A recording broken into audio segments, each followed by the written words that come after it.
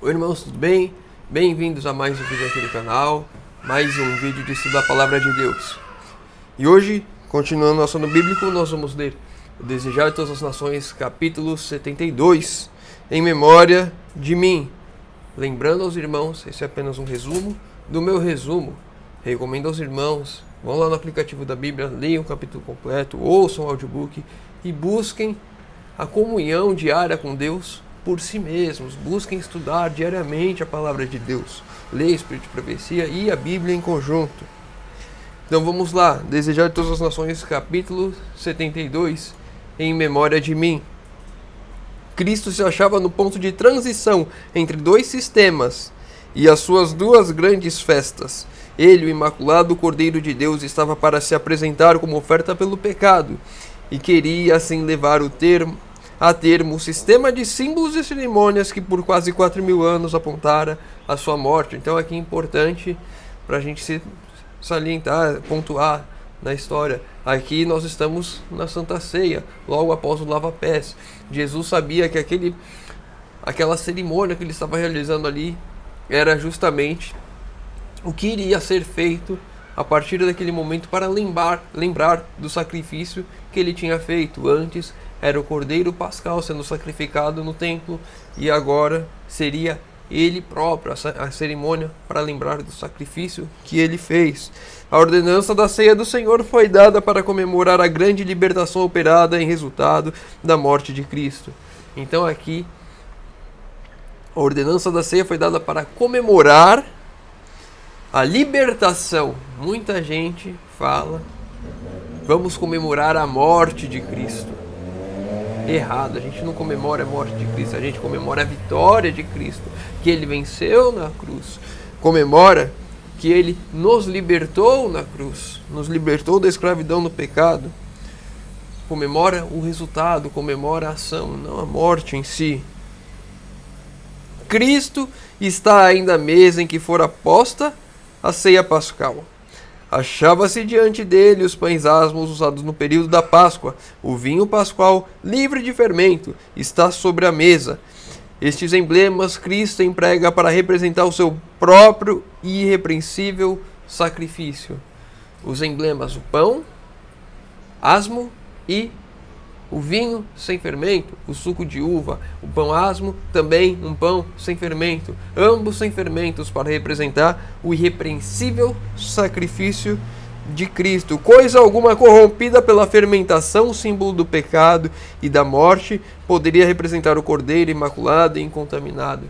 E aqui está uma resposta clara para aqueles que dizem que Jesus bebeu vinho, que tinha álcool, e que é liberado bebidas alcoólicas. Alguns não, bebidas alcoólicas não, só o vinho alcoólico. O nome era vinho porque vinho significa a bebida da videira, a fruta, a árvore que dá a uva. Então, o vinho nada mais é do que o suco de uva. Pode ser fermentado ou não, mas no caso do que Jesus bebeu, do que Jesus produziu, era não fermentado. Quando ele, naquele casamento, ele transformou a água em vinho, era vinho não fermentado. E aqui na Santa Ceia, assim como era costume já de todos os judeus, era vinho não fermentado, suco de uva, para não acharmos que está liberado bebida alcoólica ou vinho alcoólico. Apenas bebidas não fermentadas. A gente pode levar isso para outras coisas que, se a gente for levar em conta o processo de fermentação, ele faz mal em alguns pontos para a saúde, mas isso é um outro tema. Ao apoderarem a importância de suas palavras e lembrarem quão verdadeiras eram suas declarações, apoderaram-se deles a desconfiança de si mesmos e o temor. Começaram a examinar o próprio coração e ver se neles havia abrigado um pensamento contra o Mestre.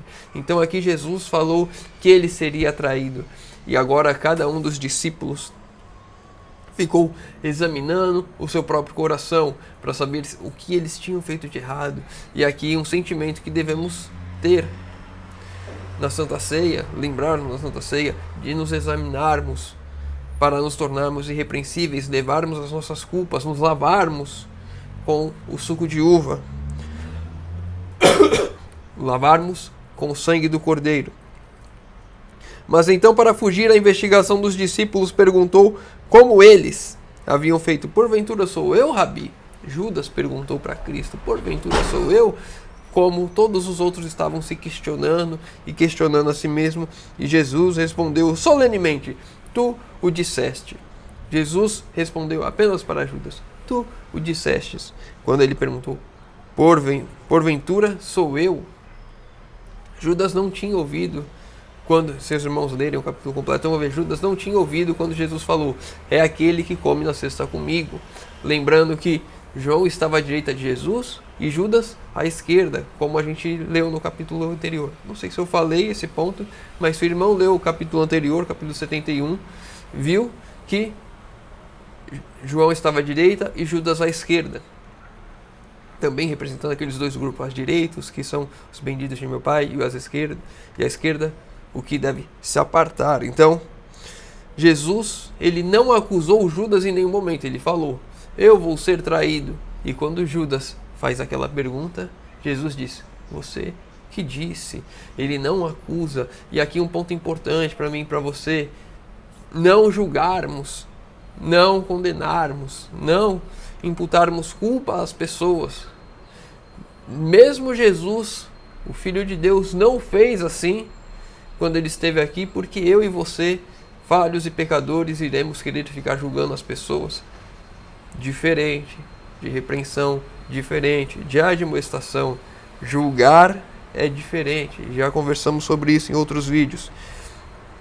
Jesus não acusa, mas ele deixa claro que sabe quem vai trair. E Judas, assim, também o sabe. Até esse passo, Judas não passar os limites da possibilidade do arrependimento. Ou seja, mesmo ali na Santa Ceia, mesmo depois que nós vimos ontem que ele viu que não iria ganhar nada servindo a Cristo por ter se humilhado perante seus discípulos, mesmo ali ele ainda não tinha cruzado a linha que não haveria mais volta, que não teria mais como se arrepender. Ainda tinha chances para Judas e Jesus estava ali clamando ao coração dele.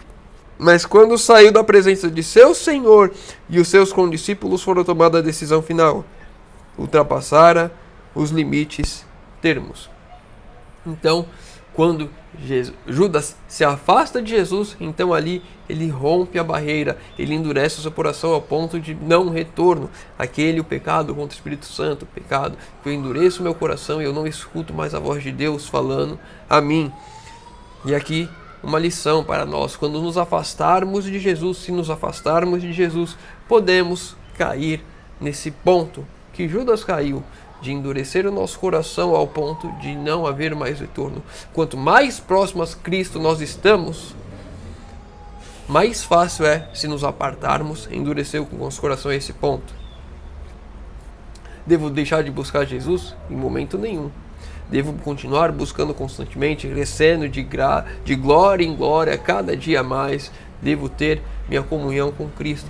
Mas normalmente aqueles que quanto mais próximos a Cristo estão, mais próximos de Deus estão, quanto mais buscam, quando eles se afastam, é um rompimento de vez com Cristo. Devemos buscar, tendo a consciência de examinarmos todos os dias a nós mesmos, como os discípulos estavam fazendo ali. Será que sou eu o traidor?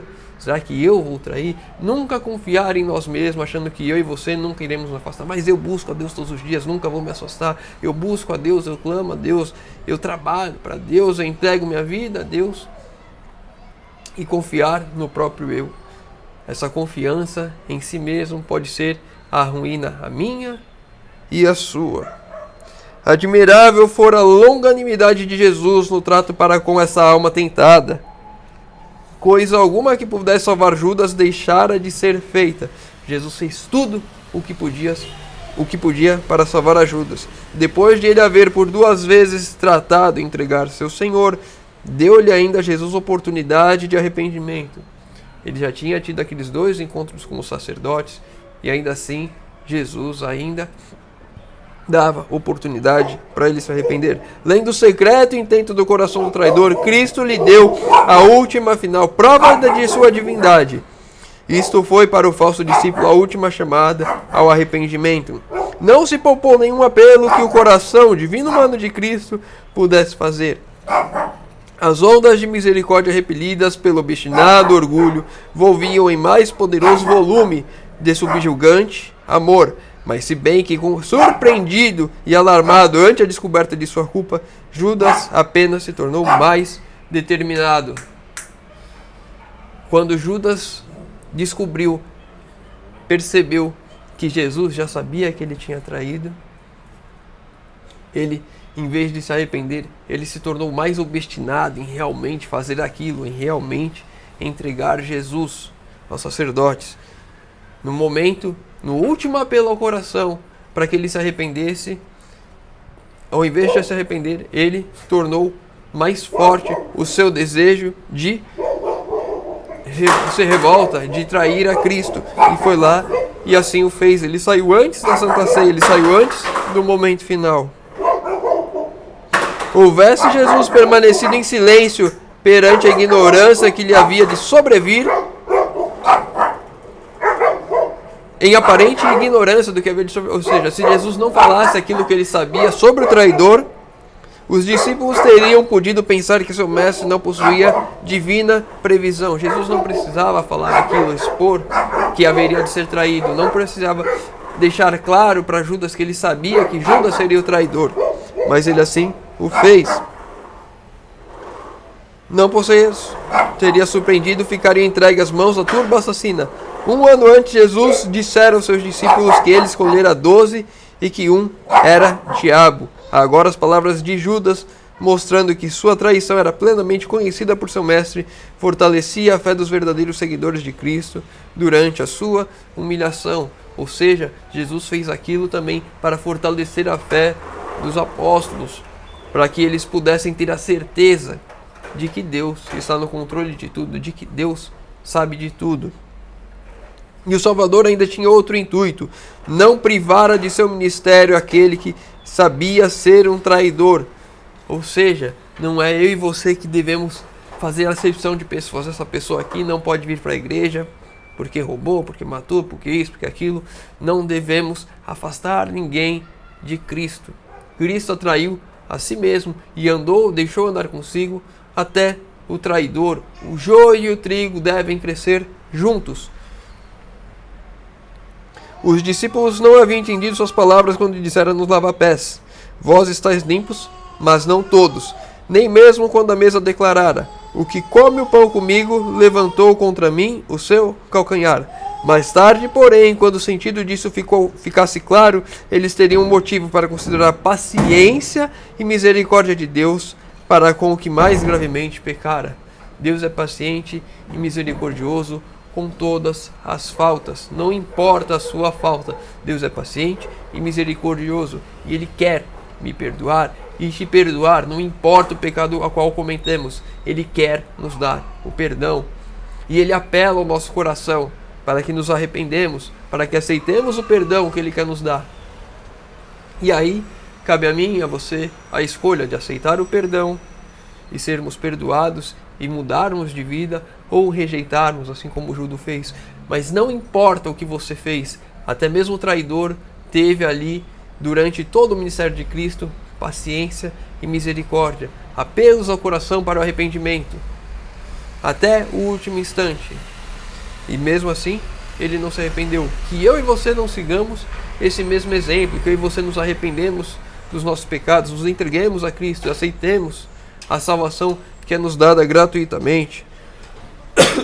Gratuitamente, entre aspas. Jesus pagou um preço imensurável, mas para nós basta aceitarmos, não temos de pagar nada por isso.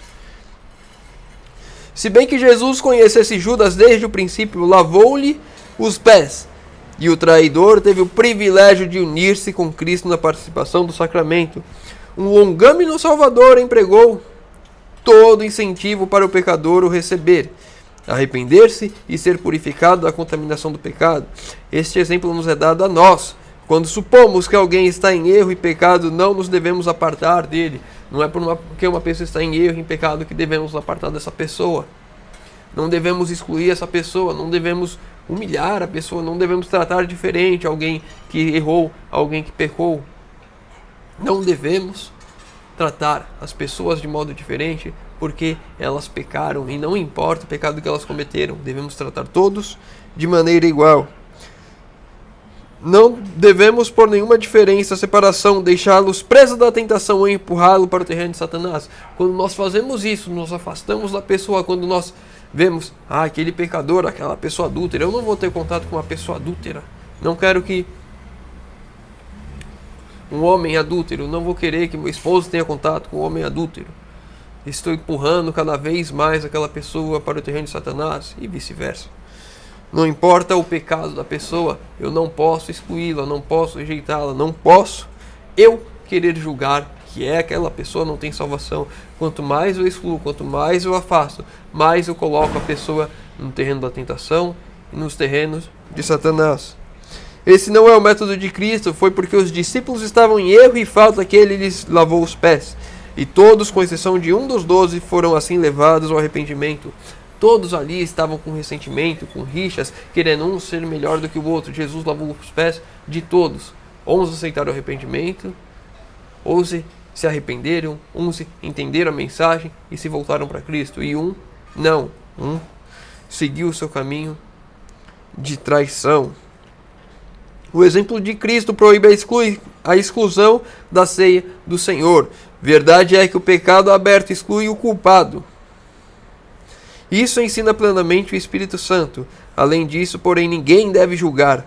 Deus não deixou aos homens dizer quem se apresentará nessas condições. Pois quem pode ler o coração? Quem é capaz de distinguir o joio do trigo? Se uma pessoa quer participar da Santa Ceia, não importa se ela tem um pecado público, ela pode participar. Não sou eu e você que vamos julgar alguém. Não sou eu e você que distinguimos o joio do trigo. Eu posso ser joio no meio do trigo. Você pode ser joio. Não sou eu e você que distinguimos isso. É Deus quem o faz. Eu e você simplesmente aceitamos. A pessoa que participar da Santa Ceia, então ela sim o pode. Ninguém deve se excluir da comunhão por estar presente talvez alguém que seja indigno. Ou seja, não é porque eu acho que alguém também está errado que eu devo me excluir. Então, se aquela pessoa vai participar, eu não vou participar. Todo discípulo é chamado a participar publicamente e dar assim testemunho que aceita a Cristo como seu Salvador pessoal. Todos nós somos chamados a participar da Santa Ceia, aceitando o sacrifício de Cristo para nos salvar. É nessas ocasiões indicadas por Ele mesmo que Cristo se encontra com seu povo e os revigora por sua presença. É na Santa Ceia que Deus tem um encontro conosco, podemos ter um encontro com Cristo para nos revigorar, para nos fortalecer, para termos forças para continuar nessa vida difícil, destruída pelo pecado. Eu e você temos força ao relembrar o sacrifício de Cristo por nós. Corações e mãos indignos podem estar a dirigir a ordenança, todavia Cristo ali se encontra para ministrar a seus filhos. Todos quantos ali chegaram com a fé baseada nele serão grandemente abençoados. Todos quantos negligenciarem seus períodos de divino privilégio sofrerão prejuízos. Então ali nós temos duas situações: aquele que vai lá reverentemente e aceita o sacrifício e entende que está tendo encontro com Deus, uma renovação de votos com Cristo, esse sai grandemente abençoado. E aquele que não entende nada, está ali por estar, caiu ali de paraquedas e às vezes nem participa, às vezes participa, mas sem o pensamento correto, esse tem um grande prejuízo, porque não recebeu a bênção que poderia ter alcançado ali. Já estamos chegando a 19 minutos, tem 2 textos ainda, acho que dá para ler os 2. Não se devem demorar em sua passada vida religiosa, seja ela de molde elevar ou deprimir. Ou seja, eu não posso ficar, quando vou para a Santa Ceia, olhando ali para a minha vida passada, para aquilo que eu fiz, para as coisas erradas que eu fiz. Não trago à memória diferenças existentes entre si e seus irmãos. A cerimônia preparatória abrangeu tudo isso. Ou seja, essas coisas da vida passada é um reflexo que nós temos que olhar no lava-pés, quando eu estou servindo, quando eu estou limpando, permitindo que outro irmão limpe meus pecados e limpando os pecados de outro. Ou seja, quando eu estou ali, é como se Cristo estivesse ali para me purificar, para dizer que tudo aquilo é passado, que eu não devo mais focar naquilo. Muitas vezes eu e você temos o coração pesado por ficar lembrando de coisas erradas do passado, por não perdoarmos a nós mesmos, mas Deus nos perdoa, Cristo quer nos purificar, e não cabe a nós ficar remoendo as coisas, porque se Deus quer nos purificar e se nós aceitarmos isso, seremos assim perdoados. O exame próprio, a confissão do pecado, a reconciliação dos desentendimentos, tudo isso já foi feito no lava-pés, isso deve ser feito. A confissão de pecados, reconciliação dos desentendimentos, ou seja, me reentender com meu irmão, colocar aquelas brigas, desavenças de lado, aquelas discussões erradas, tudo isso deve ser feito no lava-pés. Agora chegaram para se encontrar com Cristo, não devem permanecer à sombra da cruz, mas a sua luz salvadora. Abram a alma aos brilhantes raios do sol da justiça, corações limpos pelo preciosíssimo sangue de Cristo, na plena consciência de sua presença. E no momento da Santa Ceia, no comer o pão e no beber o suco de uva, estamos na presença de Cristo, agora limpos do nosso pecado, lavados no sangue do Cordeiro. Para a gente encerrar o último texto, nosso Senhor diz sobre a convicção do pecado: lembrai-vos de que morri por vós. Jesus morreu por mim e por você. Porquanto opressos, perseguidos e aflitos, por minha causa e do Evangelho, lembrai-vos do meu amor, tão grande por vós que dei a minha vida. Se você está sofrendo as aflições dessa vida, está sendo provado, está sendo tentado, está tendo dificuldades aqui, está tendo as suas lutas aqui, lembra que Jesus morreu por você, Jesus morreu por mim, Jesus morreu para nos salvar, para que nossa vida seja além desse mar de desgraça deste mundo.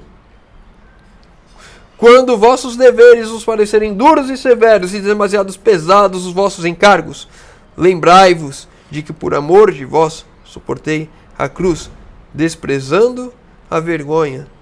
Está parecendo muito difícil, e às vezes é muito difícil, é mais difícil do que eu posso estar falando aqui, mais difícil do que eu posso imaginar.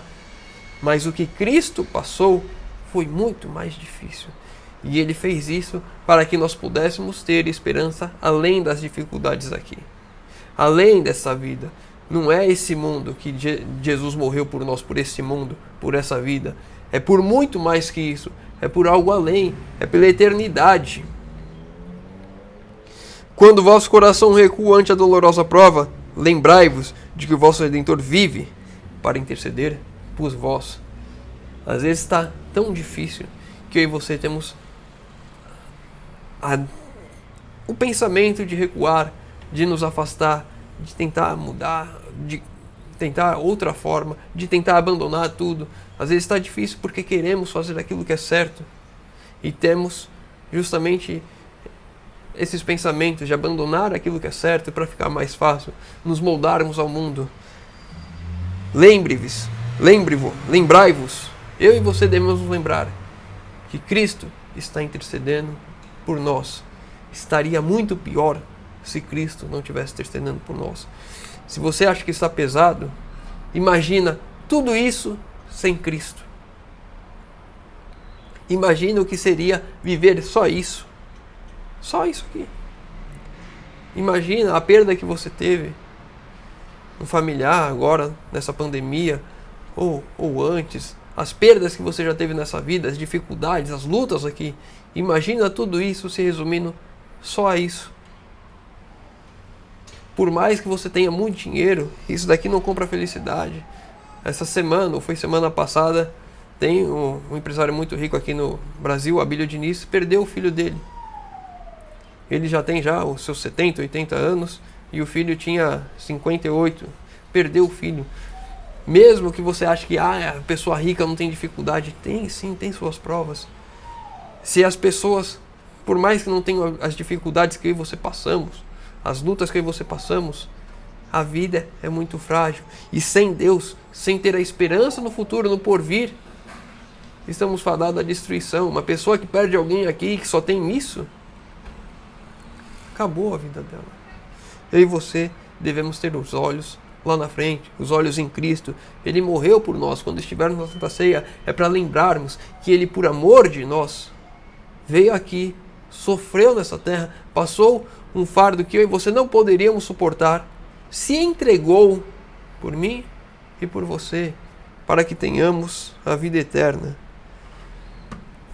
Bom, vamos encerrar por aqui. Se ficou com alguma dúvida, deixa nos comentários.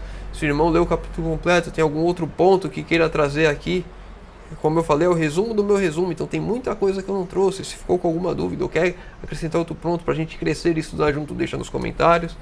Os pedidos de oração, deixa nos comentários que estarei orando por todos. Convido os irmãos que puderem fechar os olhos para falarmos com Deus.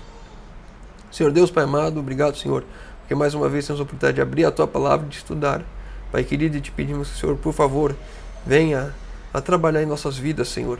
Por favor, continue Cristo intercedendo por nós, para que não fiquemos aqui focados nas coisas desse mundo, que o Santo Espírito trabalhe em nossas vidas, que possamos ter os olhos além, Senhor, que possamos olhar para a cruz e ver tão grande amor por nós, Senhor, que possamos ter a certeza do perdão dos nossos pecados e a certeza de que podemos andar nos Teus caminhos, sabendo que tudo o que passarmos aqui, apesar de difícil, é muito pouco perto daquilo que o Senhor passou por nós, Senhor. Por favor, nos dê força, nos capacite para enfrentarmos todas as provas que temos que passar aqui. Por favor, purifica o nosso caráter, Senhor amado. Que Cristo vive em nós. Te pedimos isso em nome de Jesus. Amém. Meu irmão, fica com Deus e que Deus te abençoe.